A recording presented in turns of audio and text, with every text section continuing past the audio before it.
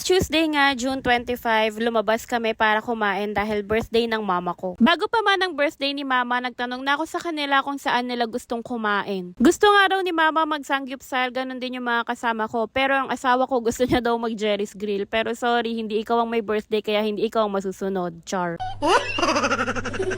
Dito nga lang ulit kami kumain sa Sangyup Salamat at free of charge pa rin si Vien kahit lumagpas lang siya ng isang guhit sa 3 feet. Dito nga ito sa Nakpil branch ng Sangyup Salamat na meron pang photo booth at Korean clothes. Pwede ka rin mag-order sa kanila ng mga noodles nila, sobrang daming pagpipilian at syempre mga fresh meat nila. Lunchtime nga kami nagpunta dito sa Sangyup Salamat kaya wala pa masyadong tao. Kaya pagkarating namin dito wala nang waiting time at na-accommodate agad kami. Mother's Day nga yung huling punta namin dito at dito kami nag-celebrate ng Mother's Day. Nasarapan kami kaya bumalik kami dito at sabi ni mama kapag birthday niya raw dito daw niya gusto ulit kumain.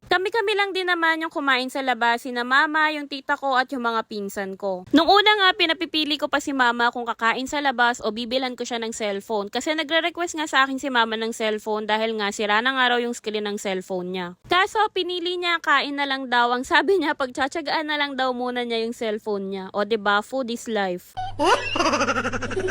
Maya-maya nga nung nabusog na si Vien, naalala niya nung last na kain namin dito bumili kami ng ice cream kaya ayan nagyaya at nagpabili na ng ice cream. Marami naman na siyang nakain kaya pinayagan na namin siyang mag-ice cream. Yung isa naman naming kasama na tulala na yata sa sobrang busog.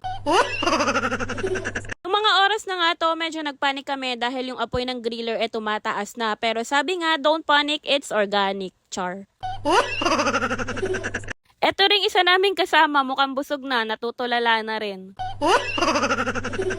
Pero sabi nila, nagpapahinga lang pala sila pero mamaya kakain daw sila ulit. Pero mabalik nga tayo dun sa request ni mama nung birthday niya na cellphone nga raw at saka kain sa labas. Syempre, gusto naman nating ibigay parehas yung dalawang yon kaya hindi alam ni mama na bumili rin ako ng cellphone para sa kanya. Kaya maya-maya, inilabas na nga namin yung birthday gift namin kay mama na cellphone. Meron din siyang kasamang earpods kaya tuwang-tuwa ang mama ko. Hindi naman naghiling si mama ng super mahal na cellphone kaya binilhan ko na rin siya kasabay ng pagkain namin dito sa labas. Sabi nga nung pinsan ko nakatabi ko, mas excited pa raw yata ang mama niya dahil yung mama niya nag-unbox ng cellphone ni mama.